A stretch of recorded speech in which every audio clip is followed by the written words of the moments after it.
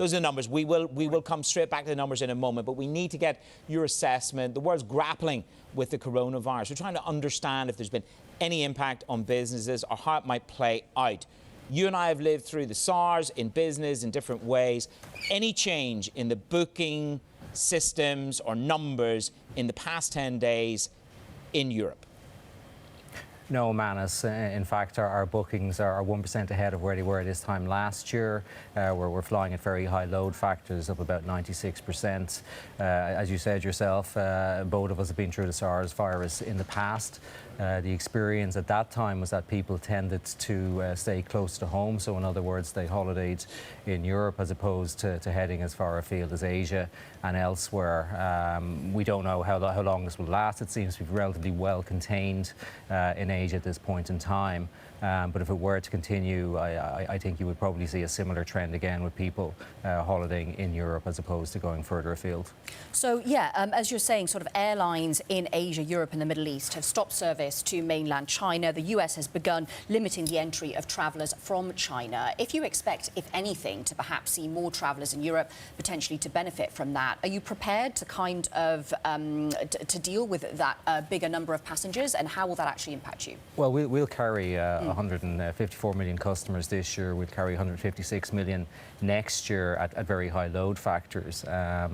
We're limited in the number of aircraft we can take on board, with most of our growth coming this year in Laudamotion through our A320 fleet due to the MAX delays. But, you know, we're well prepared, we're well operationally prepared to handle those kind of numbers. That's what we do well every day of the year. Neil, you talk about the delays from the MAX, from the delivery on the MAX planes. So let's try and understand what that really means. We've written stories that you're going to reduce the summer schedule. You may take capacity out. Can you put some numbers around this for us? What kind of capacity might you have to be forced to be taking out in the summer, and where are those routes going to be most at risk as you assess the situation right now? Well, as things stand, it now looks like we won't receive our first MAX until September or October. We'd originally hoped to have 10 of them in the summer schedule. So our colleagues in operations and in commercial at this point in time are reviewing the schedule to see where we can take some passenger numbers out. We'll still grow by 2% this year. I think it's likely that we will have limited base closures. We'll concentrate more on reducing frequencies in some of our larger bases. But that exercise is underway, and it'll be a couple of weeks before we finalise that. Our objective is to minimise whatever comes out. As I said, most of our growth this year will be down to our Airbus fleet, where we're growing in the likes of Cedar and into Vienna in Laudamotion.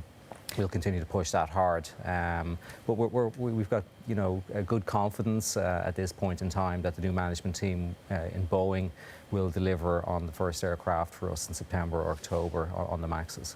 Yeah, so talk to us a little bit, Neil, about the balance then for you between Boeing and Airbus. Do you remain as committed to Boeing, or could you see yourself placing a more major Airbus deal, maybe revisiting a wider fleet strategy? Well, we're big fans of Boeing. We've got over 450 of them in the fleet at this point in time. We've got an order for 210. And I think this MAX, when it finally turns up, will be a phenomenal aircraft. It's got 16% lower fuel burn, 4% more seats, and 40% less noise. We're getting to know the Airbus better through Laudamotion, where there's availability of cheap second-hand A320s, and lessors want to place them with a high credit, like the Ryanair Group. Gives them great stability on their portfolio. Airbus's order books are full for the next few years, but if they wanted to come to me with an attractively priced deal, clearly I would have a conversation with them. And are they coming to you with an aggressively priced deals? Are they much more aggressive? They don't have to. They don't have to at this time, Manus. As I said, their books are full. Have met them a couple of times, but this is a cyclical industry, and we're getting a good knowledge with 23 Airbuses in the fleet, growing up to 38. So you can never rule out a possibility at some stage in 4 or 5 years' time that we wouldn't do a deal with Airbus or Boeing. You know, we're very conscious on what we pay for our aircraft. It's the single biggest cost that we have. But if the price is right, we're always willing to talk to all comers.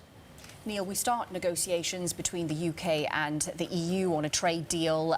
Any changes that you're seeing at all in behaviour? Was there any front-loading of bookings in the run-up to January 31st as people were potentially... Some people actually said to me they were worried about prices going up. So have you seen anything like that? No, I think the biggest issue we had last year was that people were unsure what was going to happen with Brexit and they were reluctant to book.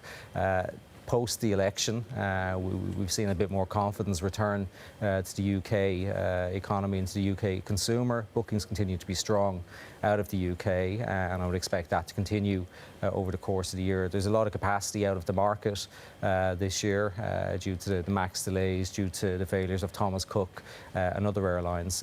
So I think there'll be possibly a lot of demand chasing supply into this summer. I started the show talking about the oil prices, and obviously there's knock-on effect on jet fuel, etc. Oil prices, Citigroup are saying it's going to drop by $15. They're cutting their view for the first quarter. Talk me through, if any, impact or any ability that you have to sort of take advantage of this swoon in jet fuel prices, or how does it play out for the business, Neil? Well, as things stand at the moment, we have been taking advantage, I suppose, of the dips in the price over the past 2 or 3 weeks. We're now 90% hedged for FY21 at significantly lower levels than we were in the current financial year. So we've locked in at least 100 million of savings into next year. And we'll start looking now into FY22. Thanks to the strength of our balance sheet, we can get good hedge lines from our counterparty banks, which enables us to go kind of 12, 18 months and beyond on our jet fuel. If you go beyond that, then it becomes less liquid, but there are opportunities there to lock in savings. Neil, finally, how are you preparing, if you're able to, for any decline in passenger numbers from fears about flight shaming with all the discussions around the impact on climate change? Well, again, I mean, last year, while flight shame was in the media all the time, we carried more customers than we've ever carried before, 96% load factors. And I think one of the reasons for that is that Ryanair's got the lowest CO2 per passenger kilometre of any airline in Europe.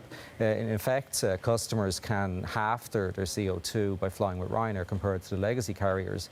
And that's, I think, one of the reasons why we're doing so well. We also offer voluntary carbon offsets, and 3% of our customers are availing of that at this point in time, with a higher proportion of under 35s and German customers doing so. So I think they recognise that, you know, people are going to fly, but they want to fly in fuel-efficient aircraft. They want to fly with airlines that have got high load factors, and they recognise that, you know, first class and long haul burns up significantly more CO2, as do connecting flights.